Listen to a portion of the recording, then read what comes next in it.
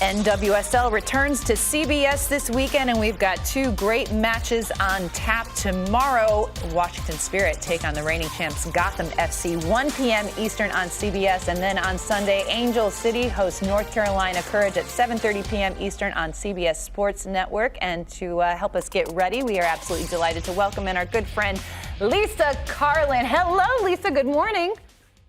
Good morning, guys. Sorry if I'm a little tired today. Taylor Swift decided to drop not one, but two albums in the middle of the night, so I'm a little sleep deprived. That's how Jimmy feels. I love Taylor Swift. I'm a Swiftie. Good. I've got two daughters. We enjoy the music together. It's like a bonding moment. 100%. Yeah, Our producer. No, I just knew you were tired too. Our producer, Jen Calhoun, who is also tired this morning because she was listening to the album. Bangers all around. All right, Lisa, you're going to be on the coverage this weekend? Yes, I will, because, hey, guys, NWSL is back, baby, on Let's CBS. Go. So very excited. I appreciate your support, by the way. I'm a big fan. Yes. This is a lot of Charlie in that background. All right, so help us get ready for this Washington Spirit Gotham FC match. What are you going to be watching for specifically in this one? I'm watching, Suze, which team starts out fast and on the front foot, because throughout the first 4 weeks of the NWSL season, both Washington Spirit and Gotham have had slow starts to their matches. And the team's response in the second half and their growth throughout 90 minutes has been really positive, and they've been able to put away games towards the end of the match. However, they need to be more consistent throughout 90 minutes, both sides. When you look at Washington, they're on a 3-match winning streak right now. However, the wins have come against lesser opponents in the NWSL, to put it nicely. So this is going to be Washington's first real test against a tactically strong team in Gotham.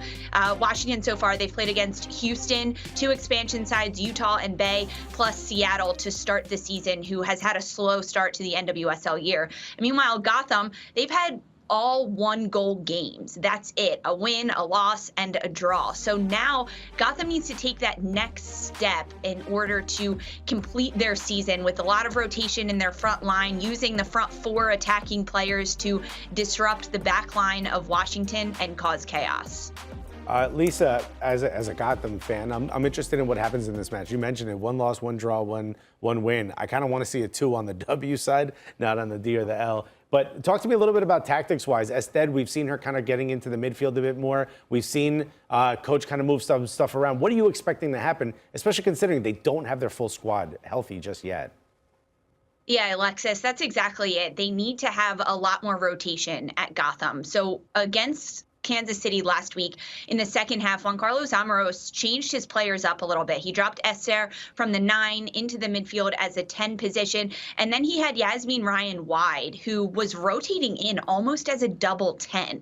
So he has this flux formation that he likes to play with his side when he has technically savvy players on the pitch. And that's the key for Gotham. Can they start more of those technically savvy players? Crystal Dunn, Jenna Nightswanger, Eston Gonzalez, Yasmin Ryan up top even. They have a different element and confidence on the ball and on the pitch, because when they're on the field, Gotham controls more of the possession because they're able to just pass it around. They're not afraid to go forward on their first pass in transition and get in behind. So it's all about getting the right pieces into the right place. And we're seeing that. Even with Lynn Williams coming back from injury, she got a couple minutes last week. I expect her to get more minutes too. It just adds another wrinkle into Gotham's attack and what they can throw at their opposition. Lisa, I want to talk about the Orlando Pride, who are unbeaten. They started the season with 3 draws. They finally got their first win. And who gets the game-winning goal? But 38-year-old Marta, still doing it.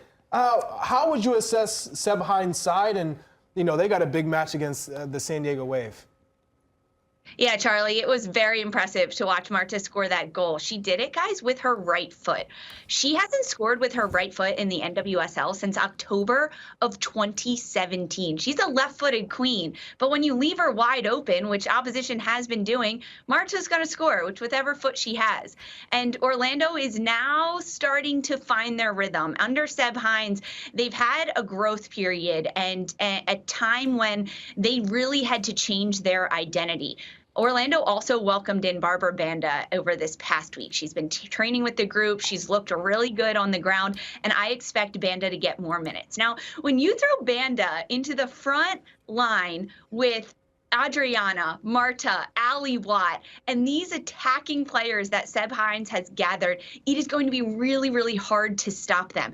But Orlando, similar to Gotham in their woes scoring, they need to get more goals. They can't rely on one-goal games, and they also can't come from behind because too often in this season already, Orlando has had to go from 2 goals down, 1 goal down to fight back into the game in order just to pick up points. Okay. Hi, Lisa. It's Jimmy Conrad. Great to see you as always. I want to talk about the Portland Thorns, one of the most successful clubs in NWSL history. Have won 3 NWSL trophies outside of the Challenge Cup, but in the league itself. They are winless this season, and their coach, Mike Norris, just got moved from head coach to technical director. They've got an interim now. He's in position. Becky Sauerbrunn is rightfully upset. She's put out some quotes along with some of her other teammates. What happens with them? They're taking on the Houston Dash, who only have 1 win in their first 4 this weekend. Not looking good right now for the Thorns. No, it's looking terrible for the Thorns, especially because, and you know that, right? As an outsider looking in, when 4 games in, your head coach is moved to a different position and they're already trying to shuffle things. The Thorns have never had such a bad start to their season. They are a championship winning club, and that's where they want to be after this weekend specifically. That's why they shifted around Mike Norris. He's now the technical director, and they brought in Rob Gale as the interim head coach. This isn't a permanent solution for the Thorns. However, it's a change that we'll see this weekend. And Jimmy, you know better than anyone, when coaching staff and front offices and ownerships realize that things aren't working on the pitch and they change things for you, you have a little bit more belief that, okay, we can get this done on the pitch. Now, Portland, this change all comes before a match against the Houston Dash. And the Houston Dash have struggled this year defensively. They are the only team, along with Portland, to have conceded 10 goals so far in 4 matches. So this is actually a pretty even matchup on paper when you look at the Thorns versus Houston. However, the Portland Thorns, they have so many more pieces of their puzzle that are dangerous because they have Sophia Smith, they have Becky Sauerbrunn, Megan Klingenberg, Hina Sugita in the midfield. These weapons are so individually talented and skilled, and they've been playing a lot of individual football. They're going in isolation more often than not. When the Thorns are their best, historically, last season, even in preseason and in moments throughout the first 4 games of this year, it's when the group is playing together. They're united. They have bravery and confidence in each other. They're looking to combine and to work with one another on the pitch and not just isolating themselves as individual 11 players on the pitch. It'll be a test for the Thorns against Houston. How can they turn it around? How can they score goals and get on the board first? Because Portland also hasn't led once this year with goals. Yikes. Yikes. Tough times good. in Portland. All right, quickly, let's hit on that Angel City, North Carolina Courage match. That's the other match that's going to be on CBS Sports Network. Lisa, I know you've been really high on North Carolina, but Angel City currently sitting in 10th. What do they need to focus on heading into this match? Angel City has to focus on their midfield. It's been too wishy-washy from who they're playing to the players and the style that they're playing in there. They had Lily Nabet floating in that midfield last week. They also have Amadine Henry. Becky Tweed needs to find some stability in that midfield group. The loss of Savannah McCaskill in that midfield trio has been greater than I think anyone expected. And it's not an easy hole to fill when you lose a player that is so tactically smart. She sees the game multiple steps ahead. But Angel City has those pieces. They're just not putting it together. And when you look at the midfield for Angel City going up against a North Carolina midfield, they are going to dominate. So centrally, Angel City needs to focus on challenging for the first ball, winning the second ball, when they get possession of it, looking to keep it. That means playing back to their center backs if they have to. But if the option is there for a switch to break lines with one pass, that is the only way Angel City is going to be able to try to get one in on North Carolina. Lisa, you're the best. We can't wait to see you on this coverage this weekend. And are you hosting Box to Box, I heard? I am. Oh, yeah, so my I'll gosh. stay on the last hour. So much, Lisa Carlin, and I am here for it. Thank you so much for taking the time to join us. We appreciate you. Thanks, Lisa. Thanks, guys.